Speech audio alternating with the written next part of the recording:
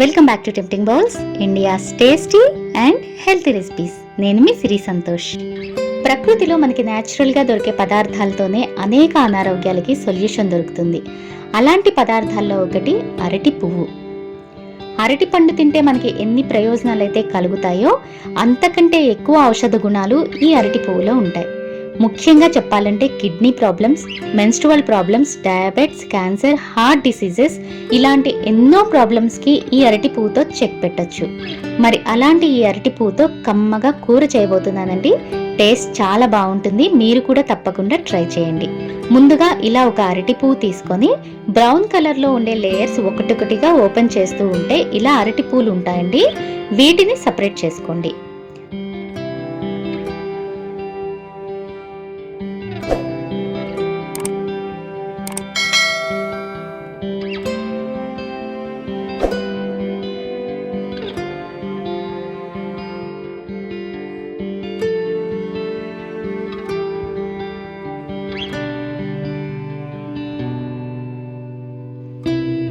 ఇలా ఫ్లవర్స్ అన్ని తీసి పక్కన పెట్టుకోండి.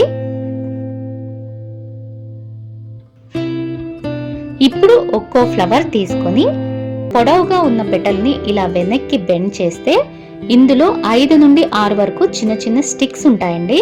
ఈ స్టిక్స్ అన్నిటిలో ఒక్కటి మాత్రమే పొడుగ్గా చిన్న హెడ్ తో ఉంటుంది. దీన్నే స్టిగ్మా అంటారు. ఇది తీసేయాలి. అలాగే దీనికి ఎదురుగా ట్రాన్స్పరెంట్ గా చిన్న పెటల్ కూడా ఉంటుందండి. క్లియర్ గా చూడండి. ఇలా ఈ పెటల్ ని కూడా రిమూవ్ చేసేయాలి.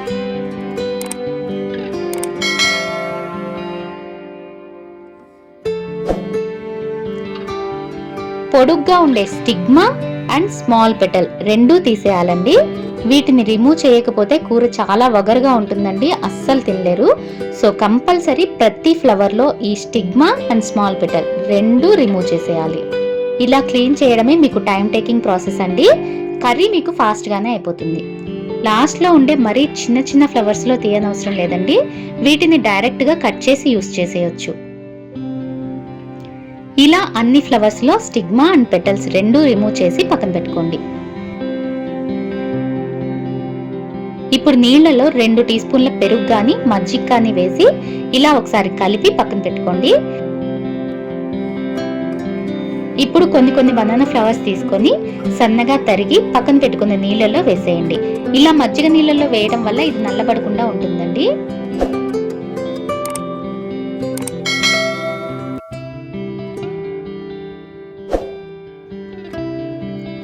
ఇప్పుడు స్టవ్ పైన కొద్దిగా నీళ్లు పెట్టి ఇందులో 1/2 teaspoon salt, 1/2 teaspoon పసుపు, అలాగే తరిగి పెట్టుకున్న అరటి పువ్వు మజ్జిగ నీళ్లు వడకట్టేసి వేస్తున్నానండి. దీన్ని ఒక 15 నిమిషాలు మీడియం ఫ్లేమ్ లో బాగా ఉడకనివ్వండి. ఇలా సపరేట్ గా ఉడికించి నీళ్లు తీసేయటం వల్ల ఫ్లవర్ లో ఉండే ఎక్స్ట్రా వగరంతా పోతుంది. 15 నిమిషాలకి అరటి పువ్వు చక్కగా ఉడికిపోయిందండి. ఇప్పుడు దీన్ని స్ట్రెయిన్ చేసేసి పక్కన పెట్టుకోండి. ఇప్పుడు ఒక కడాయిలో 2 టీ స్పూన్ల ఆయిల్ హీట్ చేసుకుని ఇందులో 1 టీ స్పూన్ ఆవాలు, 1/2 టీ స్పూన్ జీలకర్ర, 1 టీ స్పూన్ పచ్చిశనగపప్పు, 1 టీ స్పూన్ మినప్పప్పు, 4-5 వెల్లుల్లి రెబ్బలు, 2 ఎండుమిరపకాయలు, కొద్దిగా కరివేపాకు వేసి 1 నిమిషం పాటు తాలింపును చక్కగా వేగనివ్వండి.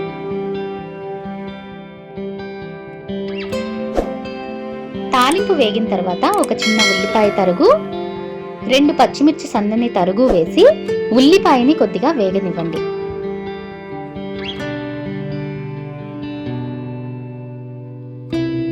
ఇప్పుడు ఇందులో అరకప్పు పెసరపప్పుని ఒక 15 నిమిషాలు నానబెట్టి వేస్తున్నాను.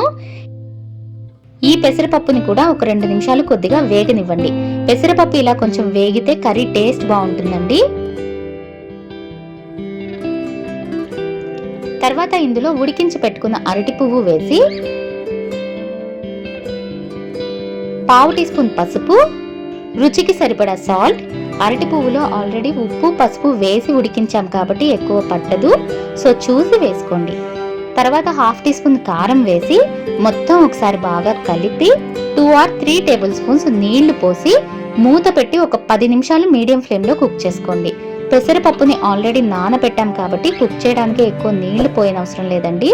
ఎక్కువ నీళ్లు పోస్తే కూర పొడి పొడిగా లేకుండా ముద్దలా అవుతుంది.